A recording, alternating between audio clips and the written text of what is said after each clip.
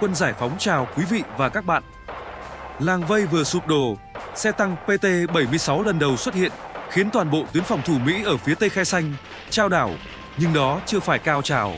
Chỉ ít ngày sau, hơn 6.000 lính Mỹ tại Khe Xanh bắt đầu rơi vào một cái bẫy còn nguy hiểm hơn, bị vây lấn, bị cắt tiếp tế và bị pháo kích liên tục, ngày đêm không nghỉ. Có những ngày, hơn 15.000 quả đạn pháo trút xuống một khu vực chỉ rộng vài chục km vuông. B-52 xuất kích liên tục, trực thăng vừa hạ cánh đã trúng đạn. Khe Xanh lúc này không còn là căn cứ, nó trở thành một lòng chảo lửa, nơi mỗi giờ trôi qua đều có thể quyết định số phận của cả một chiến dịch.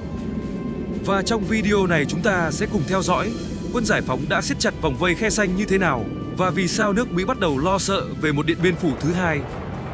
Đợt 1 của chiến dịch Đường 9, Khe Xanh khép lại. Dù chịu không ít tổn thất, Quân Giải Phóng vẫn tạo nên bất ngờ khi gây thiệt hại lớn hơn cho lực lượng liên quân do Mỹ đứng đầu. Ác liệt là vậy, nhưng nếu so với cường độ dữ dội của các đợt tổng công kích tiếp theo, thì đợt một lúc này vẫn chỉ được xem là màn khởi động có tính chất xã giao. Sau những trận đánh căng thẳng tại các cứ điểm Động Chi, Hướng Hóa, Cam Lộ, cộng thêm thất bại nặng nề ở làng vây, cụm cứ điểm Khe Xanh của Mỹ dần bị đẩy vào thế cô lập. Để giữ bằng được Khe Xanh, ngoài hỏa lực hạng nặng bố trí trong căn cứ, Mỹ còn đẩy mạnh sử dụng pháo binh từ các khu vực lân cận, cùng không quân các loại, kể cả máy bay B-52, nhằm chi viện ở mức tối đa. Có những ngày, pháo binh liên quân bắn ra hơn 15.000 quả đạn, máy bay chiến thuật xuất kích oanh tạc hơn 300 lần. Sức công phá dữ dội đến mức người dân Lào ở bên kia biên giới cách chiến trường hàng chục cây số, khi đang làm ruộng cũng phải giật mình vì tiếng nổ dội về không ngớt.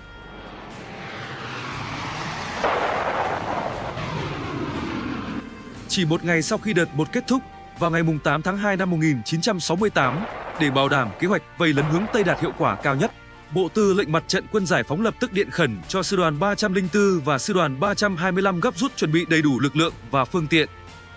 Cũng trong sáng hôm đó, vào lúc 9 giờ, lực lượng đặc công đoàn 126 mở màn đợt 2 bằng một trận phục kích táo bạo vào tàu vận tải Mỹ, đánh chìm 4 chiếc tàu chở theo hàng chục nghìn tấn đạn dược, một cú đánh được ví như bẻ gãy mắt xích tiếp tế ngay từ đầu chiến dịch.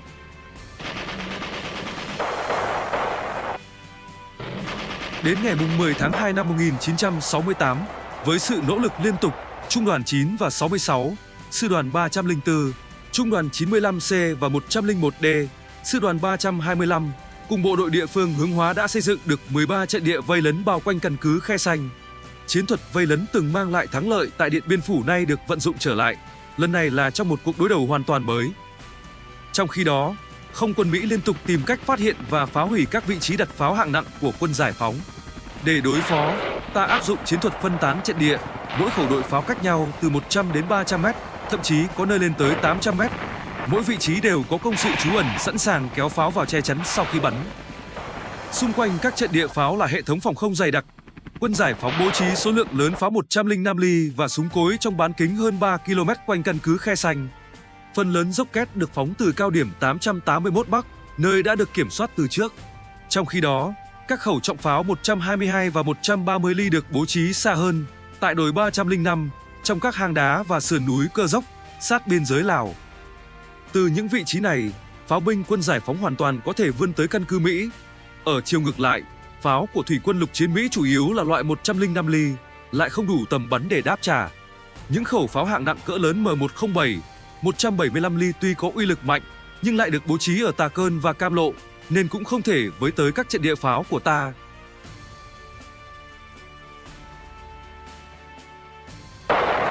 Dù Mỹ vẫn còn lợi thế về không quân, nhưng việc triển khai trận địa pháo của Quân Giải Phóng được thực hiện vô cùng bí mật, ngụy trang kỹ lưỡng. Vì vậy, trong suốt chiến dịch, không quân Mỹ không thể dập tắt hoàn toàn được hỏa lực pháo binh của đối phương. Vì Khe Xanh là cụm cứ điểm phòng ngự cực kỳ kiên cố, mạnh bậc nhất của Mỹ tại miền Nam, nên nếu tấn công trực diện ngay từ đầu thì chẳng khác nào lao thẳng vào bức tường bê tông cốt thép. Hà Nội vì thế đã lựa chọn một phương án tỉnh táo và thực tế hơn. Đánh các cứ điểm ngoại vi, vây ép từ ngoài vào trong, buộc đối phương phải đưa quân ra giải tỏa, từ đó tạo điều kiện giao chiến ngoài công sự, vừa gây tổn thất cho đối phương, vừa giảm thiểu thương vong cho bộ đội. Ngay từ những ngày đầu của đợt 2, nhiều trận đánh căng thẳng đã nổ ra. Tiêu biểu là ngày 9 tháng 2, khi một trận kịch chiến dữ dội diễn ra tại cao điểm 64.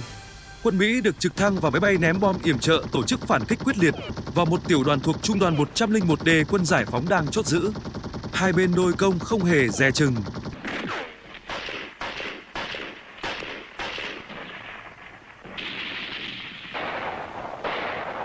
Và kết quả là lực lượng Mỹ bị đánh bật ra, chịu thương vong 53 lính thủy quân lục chiến, trong đó 26 binh sĩ tử trận, 27 người bị thương.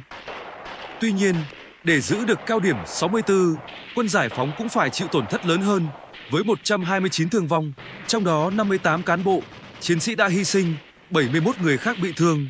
Một cái giá đắt, nhưng đổi lại là thế trận vây ép ngày càng siết chặt.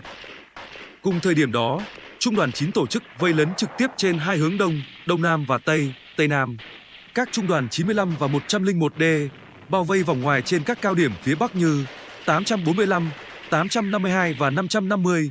Chỉ trong thời gian ngắn, hệ thống trận địa vây lấn được hình thành khá hoàn chỉnh. Công sự có nắp, chiến hào liên hoàn, giao thông hào nối tiếp. Đặc biệt, quân giải phóng còn đào được 2 tuyến giao thông hào dài tới 5 km, nối từ các chốt tiền phương ra phía nam đường 9. Hỏa lực được bố trí chặt chẽ, có khả năng khống chế trực tiếp sân bay Khe Sanh. Và một trong những nỗi ám ảnh lớn nhất với phía liên quân lúc này chính là các xạ thủ bắn tỉa trang bị kính ngắm hồng ngoại. Họ áp sát tận hàng rào căn cứ, đào công sự bí mật phục kích cả ngày lẫn đêm, khiến lính Mỹ có cảm giác ban ngày đã lo, ban đêm còn lo hơn. Ngoài hỏa lực trực tiếp của các trung đoàn tiền phương khi giao tranh nổ ra, hàng loạt pháo hạng nặng cấp sư đoàn của quân giải phóng còn chi viện mạnh mẽ từ phía sau. Khi hệ thống trận địa đã được xây dựng tương đối hoàn chỉnh, hỏa lực súng cối cùng đại liên 12,7 ly bắt đầu khống chế sân bay và không phận khu vực, khiến máy bay Mỹ gặp vô vàn khó khăn trong việc hạ cánh tiếp tế. Hoạt động đi lại trong căn cứ Khe Sanh cũng bị hạn chế rõ rệt. Nhiều binh sĩ Mỹ trúng hỏa lực từ các tay bắn tỉa quân giải phóng, trong khi các mũi đào hào vây lấn ngày càng tiến sâu, có mũi đã vượt qua tới lớp hàng rào thứ 3 của Mỹ. Ngày 10 tháng 2, gần như toàn bộ binh sĩ Hoa Kỳ tại Khe Sanh rơi vào trạng thái căng thẳng tột độ, khi một chiếc C-130 của thủy quân lục chiến trúng đạn, buộc phải hạ cánh khẩn cấp khiến 8 binh sĩ Mỹ thiệt mạng. Thời điểm đó, phía Mỹ không hề biết rằng quân giải phóng đã rút mất khoảng 1/3 lực lượng tại Khe Sanh để cơ động sang chiến trường Huế. Nếu biết điều này sớm hơn, có lẽ tinh thần binh lính Mỹ đã được trấn an phần nào, nhưng đáng tiếc điều đó đã không xảy ra. Trong các cứ điểm, nỗi lo thiếu tiếp viện ngày càng đè nặng, thương binh không thể chuyển đi kịp thời, điều kiện sinh hoạt xuống thấp nghiêm trọng. Có thể nói, mục tiêu kìm chân quân đội Mỹ tại Khe Sanh của quân giải phóng về cơ bản đã đạt hiệu quả rõ rệt. Bước sang ngày 11 tháng 2, thêm một tin xấu nữa giáng xuống phía quân đội Hoa Kỳ. Trong 2 chiếc C-130 đáp xuống Khe Sanh, một chiếc trúng đạn pháo và phát nổ, khiến toàn bộ 6 thành viên phi hành đoàn thiệt mạng. Chiếc còn lại bị hư hại nặng, phải sửa chữa khẩn cấp rồi bay về Đà Nẵng trong tình trạng cầu may. Từ sau sự cố này, máy bay vận tải Mỹ không còn dám hạ cánh xuống Khe Sanh, buộc phải chuyển sang thả hàng bằng dù, khiến một lượng lớn vật tư bị hư hỏng khi tiếp đất.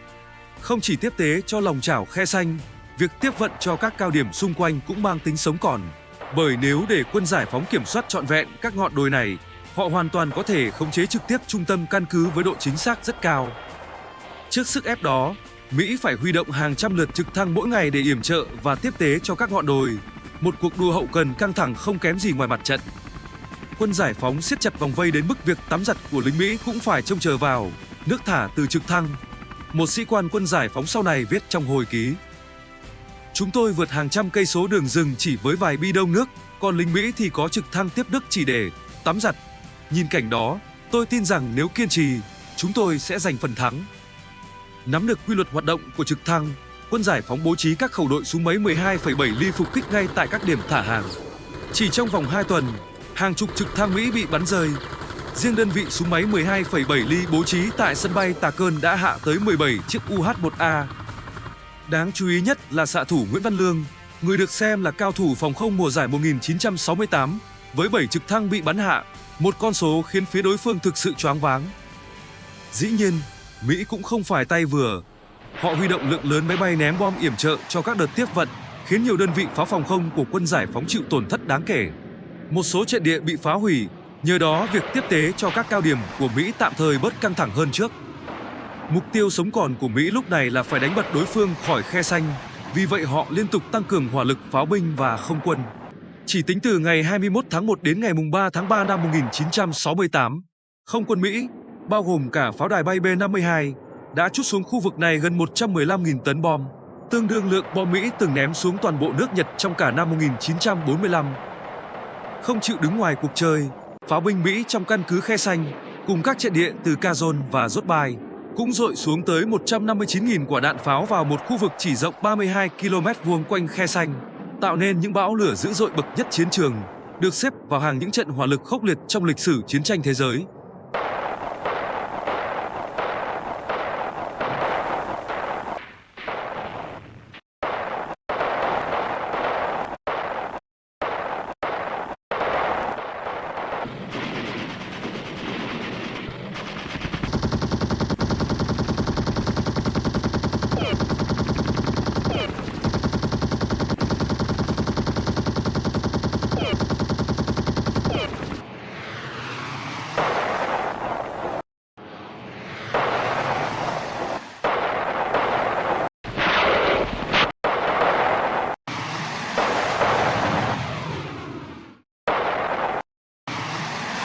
Để đối phó với hỏa lực khổng lồ ấy, quân giải phóng lựa chọn một phương án tưởng như thô sơ nhưng hiệu quả đến không ngờ.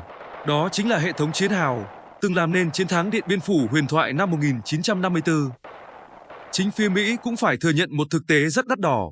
Muốn phá hủy chỉ 30 mét giao thông hào, họ phải bắn tới 1.000 viên đạn pháo mà chỉ gây thương vong được vài lính đối phương. Tuy nhiên, điều gì đến cũng phải đến. Trước sức mạnh áp đảo của Mỹ, lực lượng được đánh giá vượt trội gấp nhiều lần so với quân đội Pháp tại Điện Biên Phủ, thiệt hại của quân giải phóng bắt đầu gia tăng nhanh chóng. Mỗi ngày, các đơn vị phải sửa chữa và đào lại từ 40 đến 50% hệ thống chiến hào, có ngày cao điểm phải phục hồi tới 70% công sự trận địa. Cùng với thiệt hại về vật chất, tổn thất tại tuyến đầu cũng ngày một lớn, ước tính ít nhất 200 cán bộ chiến sĩ mỗi tuần. Số người bị thương lên tới hàng nghìn, chủ yếu do các loại vũ khí sát thương mạnh như bom bi, bom napalm, pháo cỡ lớn và đạn chùm. Vì vậy, lực lượng bị thương liên tục phải đưa về tuyến sau để phẫu thuật và điều trị. Dù chịu tổn thất không nhỏ, tinh thần chiến đấu của quân giải phóng vẫn duy trì ở mức rất cao. Các mũi vây lấn không những không dừng lại mà còn tiếp tục được mở rộng. Nhận thấy chỉ dựa vào không quân và pháo binh là chưa đủ, phía Mỹ buộc phải tổ chức nhiều đợt phản kích mạnh từ trong căn cứ đánh ra, nhằm giành lại một số chốt trọng yếu. Hàng loạt trận giao tranh vô cùng quyết liệt đã xảy ra. Đơn cử như ngày 25 tháng 2, một trung đội thuộc đại đội B, tiểu đoàn 1/26 của Mỹ gần như bị đánh tê liệt hoàn toàn. Ở chiều ngược lại, quân giải phóng cũng chịu tổn thất hàng chục chiến sĩ trong trận đánh ngắn ngủi nhưng khốc liệt ấy. Những cuộc đụng độ kiểu ăn miếng trả miếng như vậy liên tiếp diễn ra với mật độ dày đặc, khiến thương vong chung của cả hai phía đều ở mức rất nặng nề. Kết hợp với vây lấn, quân giải phóng liên tục tổ chức pháo kích nhằm tiêu hao sinh lực đối phương. Đỉnh điểm là ngày 23 tháng 2, một trận pháo kích dữ dội đánh trúng kho đạn lớn trong căn cứ, gây 63 thương vong cho phía Mỹ, trong đó có ít nhất 12 binh sĩ thiệt mạng.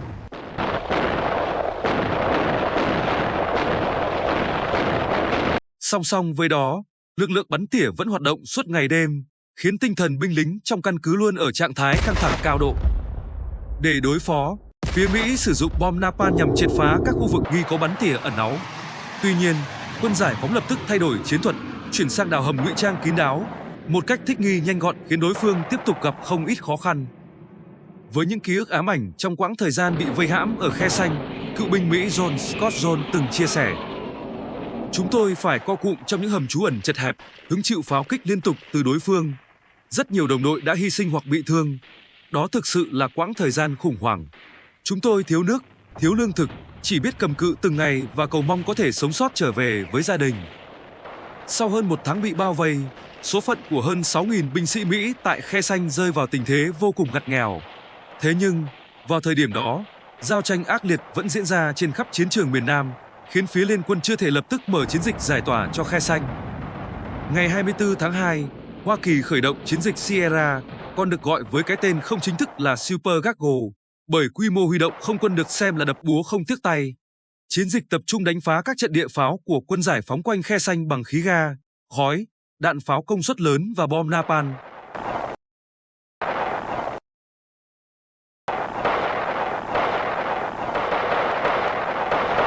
Song song với đó, Mỹ tranh thủ sử dụng trực thăng vận tải để thả tiếp tế cho căn cứ và các cao điểm phòng thủ. Ở mặt trận đường thủy, sáng ngày 1 tháng 3 năm 1968, trên sông Hiếu, du kích xã Do Hà, Do Cam, bộ đội địa phương Cam Lộ, Trung đoàn 270 phối hợp cùng đặc công đoàn 126 tổ chức phục kích, đánh trúng 7 tàu vận tải cỡ lớn của Mỹ, làm hư hại thêm 5 chiếc khác. Trận đánh này được ví như một bạch đằng trên sông Hiếu, khiến tâm lý phía Liên quân càng thêm dao động. Đến giữa tháng 3 năm 1968, Bộ Chỉ huy Quân Giải phóng dự kiến, nếu đến cuối tháng 3 đối phương vẫn chưa tổ chức giải tỏa, ta sẽ chủ động đánh chiếm một bộ phận cứ điểm tiền tuyến để gia tăng sức ép. Nhiệm vụ quan trọng này được giao cho Tiểu đoàn 3, Trung đoàn 9, và rồi, điều gì đến cũng đã đến. Ngày 22 tháng 3 năm 1968, Quân Giải phóng chính thức ra quyết định đánh chiếm cụm căn cứ tiền trạm ở phía đông sân bay Tà Cơn. 23 giờ 30 phút đêm hôm đó, pháo binh Quân Giải phóng đồng loạt nổ súng vào sở chỉ huy cụm phòng ngự Tà Cơn, tập trung áp chế các trận địa pháo, súng cối và hỏa lực bắn thẳng của đối phương, mở đường cho bộ đội tiến công. Trận đánh diễn ra vô cùng căng thẳng. Hỏa lực mạnh từ phía đối phương khiến tổ bộc phá mũi xung phong chịu thiệt hại nặng.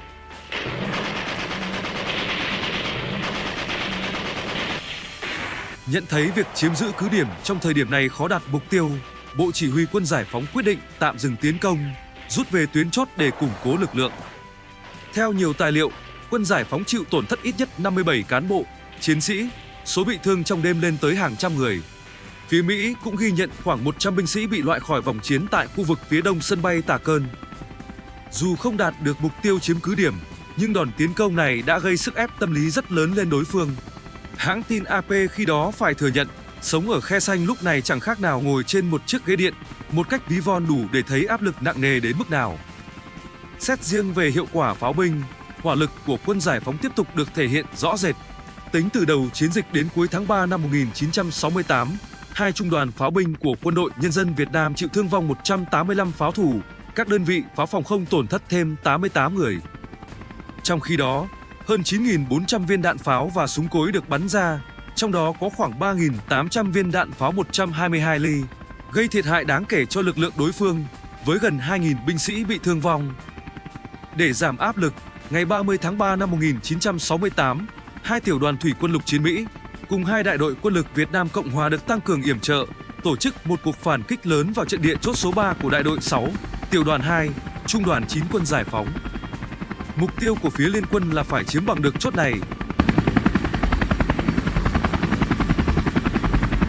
Tuy nhiên, sau gần 5 giờ giao tranh liên tục, họ bị đánh bật ra khỏi trận địa. Phía Liên quân ghi nhận 112 binh sĩ bị loại khỏi vòng chiến, trong đó có ít nhất 12 lính Mỹ tử trận.